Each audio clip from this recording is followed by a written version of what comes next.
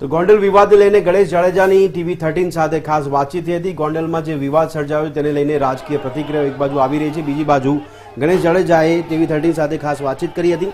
અલ્પેશ કથિરિયાની ગોંડલ મુલાકાત પર ગણેશ જાડેજાનું નિવેદન, અમે મર્યાદા ચૂક્યા નથી ત્યારે ગોંડલની જનતાએ જવાબ આપ્યો છે। કોઈ પરિવાર પર ઘા કરે તો જવાબ આપવો પડે તેવું ગણેશ જાડેજાએ કહ્યું છે। સભામાં ફક્ત અમારો પક્ષ રાખ્યો હતો। ગણેશ જાડેજાએ નિવેદન આપ્યું કે ગોંડલની જનતા અમારી સાથે છે તેવું નિવેદન તેમણે ટીવી 13ની વાતચીત દરમિયાન જણાવ્યું હતું। ગોંડલમાં આજે અલ્પેશ કથિરિયા અને જિગીશા પટેલ વિરોધ કરવા માટે પહોંચ્યા છે। આ વિરોધ કરવા પાછળનું સાચું કારણ શું છે તે ગણેશ ગોંડલ પાસેથી જ આપણે જાણવાનો પ્રયાસ કરીશું। ગણેશભાઈ, શું કામ વિરોધ થઈ રહ્યો છે?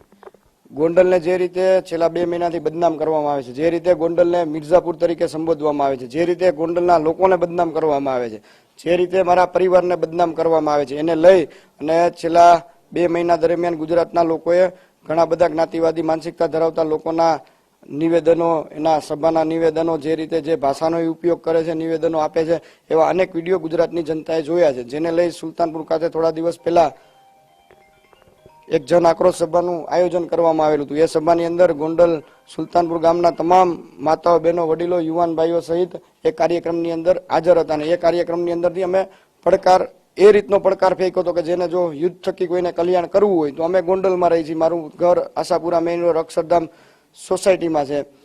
આ પ્રકારનો પડકાર અમે યુદ્ધ થકી કલ્યાણ કરવું હોય એવા લોકોને પડકાર ફેંકેલો હતો, જેને લઈ અને આજ રોજ જ્ઞાતિવાદી માનસિકતા ધરાવતા લોકો ગોંડલની અંદર આવેલા હતા। પણ આજના દિવસે ખૂબ ખુશી સાથે, ખૂબ આનંદ સાથે કહેવું પડે કે જે રીતે ગોંડલના દરેક સમાજના લોકોની અંદર જન આક્રોશ હતો, જે રીતે ગોંડલના મા બેન દીકરીઓથી માંડીને, વડીલોથી માંડીને, યુવાન ભાઈઓ જે રીતે વિરોધ પ્રદર્શનમાં મેદાનની અંદર ઉતરેલા હતા, તો હું સ્પષ્ટપણે એવું માનું છું કે ભાઈ આજના દિવસે જ્ઞાતિવાદી માનસિકતા ધરાવતા લોકોને ગોંડલની જનતાએ ખૂબ સારો જવાબ આપી દીધો છે। ગોંડલની અંદર જ્ઞાતિવાદની હાર થઈ છે અને દરેક સમાજ 18 વર્ણના લોકોની જીત થઈ છે। વાત કરીએ અલ્પેશ કથિરિયા સુરત હોય છે, અહીં ગોંડલ આવવાનું કારણ શું હોય છે?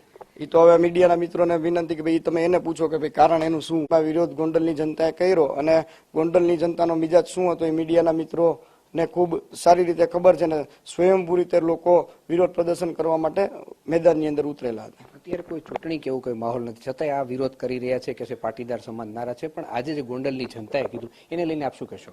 એ બાબતે હું કે મારો પરિવાર કોઈ બાબતની નિવેદન કરવા નથી માંગતા, કારણ કે જો અહીં ગોંડલની અંદર કોઈ બી સમાજ દુઃખી હોય, કોઈ વ્યક્તિ પીડિત હોય તો એ તમે ગોંડલના લોકો સુધી ગ્રાઉન્ડ લેવલે જશો તો ગોંડલના લોકો તમને જણાવશે ગોંડલની પરિસ્થિતિ શું છે શું નથી। એ એમની જે દિલની વાત હશે એ ગોંડલના લોકો કહેશે। અમારી એવી વિનંતી છે કે આપ મને કે મારા પરિવારને નહીં પણ ખરેખર ગોંડલના નાના માણસને, ગોંડલની બેન દીકરીને, ગોંડલની હજારો માવડીઓને, ગોંડલના વેપારી ભાઈઓને આ પ્રશ્ન પૂછો, જે પણ કઈ હશે જવાબ એ ગોંડલની જનતા અને ગોંડલના લોકો દેશે। બંને પક્ષ વચ્ચે થોડી ચકમક પણ થઈ રહી હતી, એને લઈને શું કહેશો? કોઈ બાબતની ચકમક થઈ નથી। પહેલ એ લોકો દ્વારા કરવામાં આવેલી એના તમામ વિડીયો ફૂટેજ છે। જે રીતે અમારા કાર્યકર્તાઓ, માતાઓ, બહેનો, દીકરીઓ જે રીતે શિસ્તબદ્ધ રીતે વિરોધ કરી રહ્યા હતા એને અટકાવવા માટે થઈ અને એમના લોકોએ ગાડી અમારા કાર્યકર્તાઓ માથે ચડાવવાના પ્રયત્ન કર્યા હતા અને એના તમામ જાતના વિડીયો ફૂટેજથી માંડીને તમામ વસ્તુ અમારી પાસે છે। કદાચ જરૂર પડશે તો મીડિયા સમક્ષ એ પણ અમે મૂકશું।